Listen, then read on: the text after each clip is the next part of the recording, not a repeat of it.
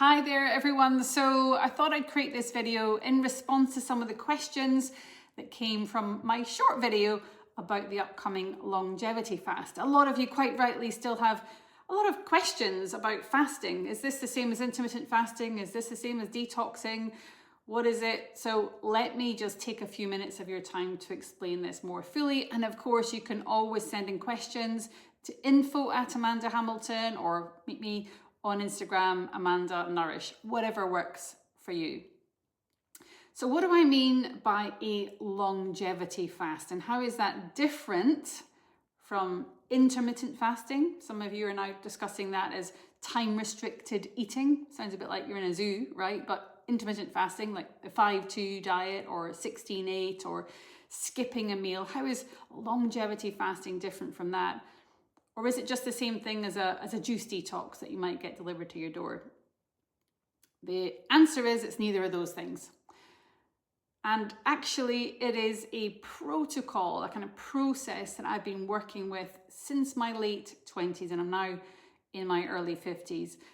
It transformed my health. In fact, it drove me to set up the very first retreat in Spain in my late 20s. I believed and I still believe in this protocol, this approach to health transformation. You may have heard of someone called Walter with a V Longo. Walter Longo. If you want to really understand the science of longevity fasting, or what I'm calling fasting mimicking as well, because that's the phrase used more in science and all the evidence around this, you should look him up. He is one of the key researchers and spokespeople really for this as an approach for longer life, thus the label longevity fasting, slowing biological aging, but also triggering something called autophagy. Some people say autophagy, but autophagy. What is autophagy? It is a process that's natural in the body where we can accelerate healing under certain conditions. We can lower inflammation.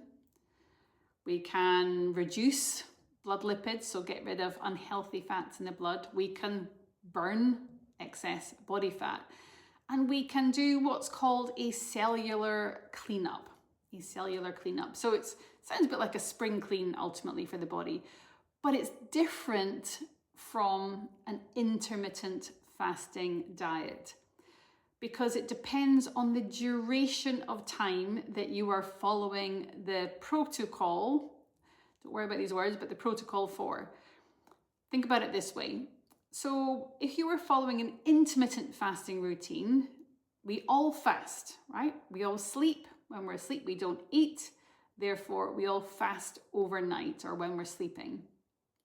Intermittent fasting really discusses extending that non-eating window and forcing our body to run, like the body kind of like a machine, run on some reserves, some fuel in our reserves, aka help the body to burn a bit of fat.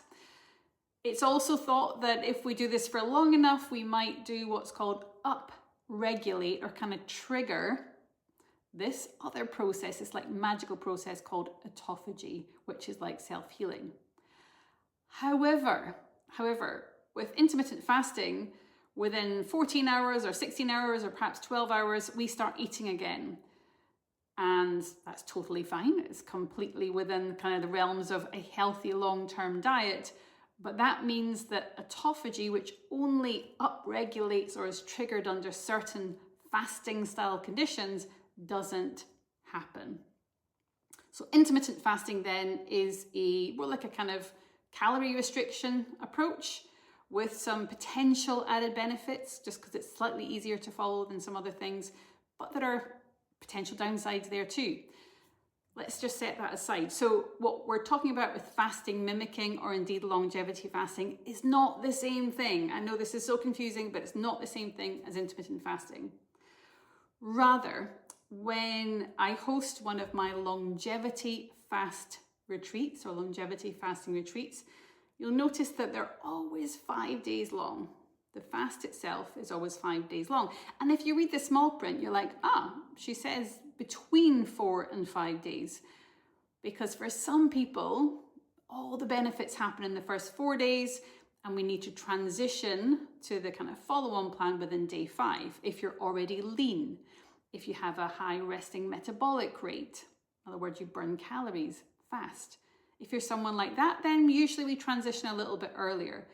Most people, we can manage 5 days, but we don't go beyond 5 days.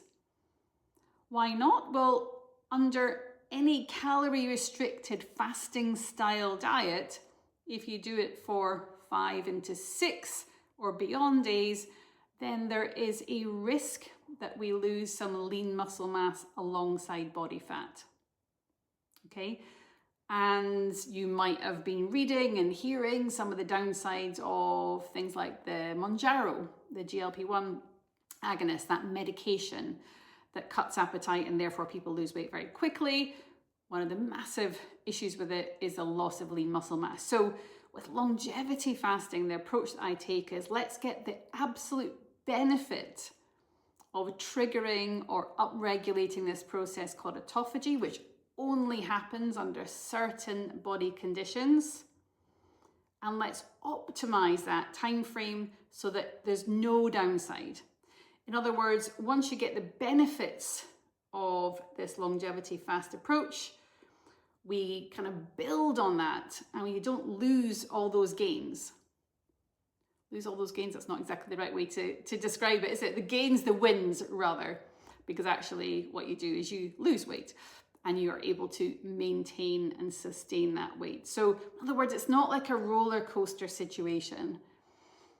A longevity fast is about triggering this natural process called autophagy that only happens under certain fasting style conditions. We have to restrict our intake of nutrients and we have to balance it really carefully between the fats, the proteins, and the carbohydrates.